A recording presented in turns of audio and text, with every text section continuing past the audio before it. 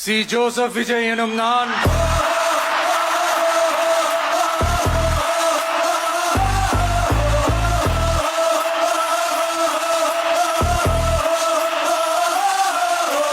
சட்டப்படி அமைக்கப்பெற்ற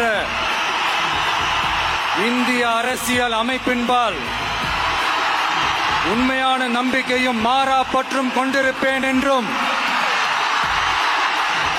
இந்திய நாட்டின் ஒப்பில்லாத முழு முதல் ஆட்சியையும் ஒருமையையும் நிலை நிறுத்துவேன் என்றும் தமிழ்நாட்டு அரசின் முதலமைச்சராக உண்மையாகவும் உளச்சான்றின்படியும் என் கடமைகளை நிறைவேற்றுவேன் என்றும் அரசியல் அமைப்பிற்கும் சட்டத்திற்கும் இணங்க அச்சமும் ஒருதலை சார்பும் இன்றி விருப்பு வெறுப்பை விலக்கி பலதரப்பட்ட மக்கள் அனைவருக்கும் நேர்மையானதை செய்வேன் என்றும் ஆண்டவன் மீது ஆணையிட்டு உறுதிமொழிகிறேன்.